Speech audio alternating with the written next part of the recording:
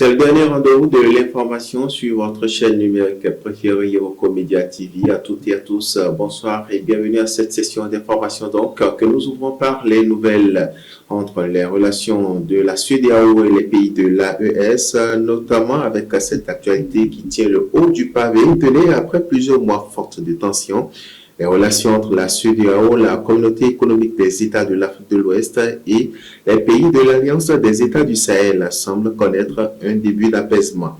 Le dialogue régional reprend progressivement, notamment entre les pays de l'organisation ouest-africaine et le Mali, le Burkina Faso et le Niger.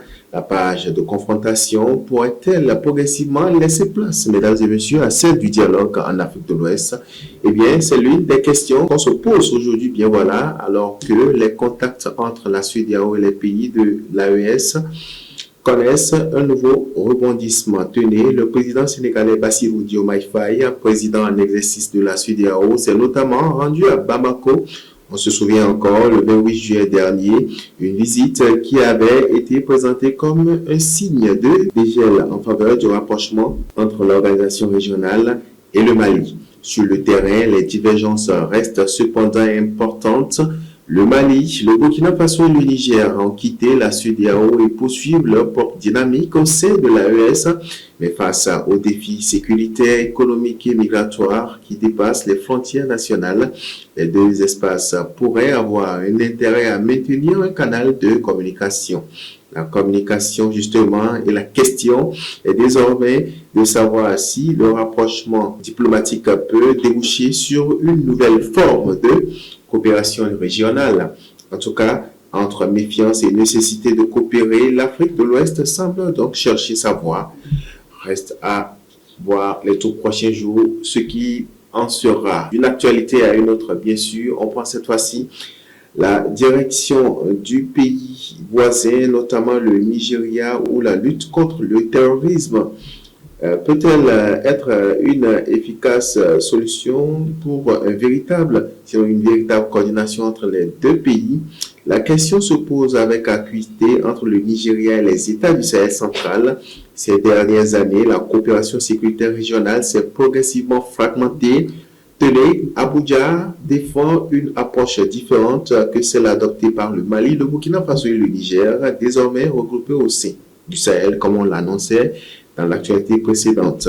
Cette divergence intervient alors que la menace djihadiste constitue l'une des menaces de la sous-région. Les groupes armés actifs dans le Sahel cherchent à éteindre leur influence vers les pays côtiers d'Afrique de l'Ouest. Une situation qui place le Nigeria dans une position stratégique. Le pays reste l'une des principales puissances, militaires de la région, mais doit également faire face à ses propres défis sécuritaires. Selon une analyse publiée le 22 août 2026, les divergences entre Abuja et les pays du Sahel compliquent désormais la coopération régionale en matière de sécurité. Dernière note informative avant de clore cette session d'information, nous prenons la direction de Dakar, le pays des hommes de la Teranga. Direction Dakar, donc la capitale sénégalaise s'abrite en eau de sport à accueillir les championnats d'Afrique de natation de la zone 2. Une vingtaine de pays d'Afrique de l'Ouest et du centre.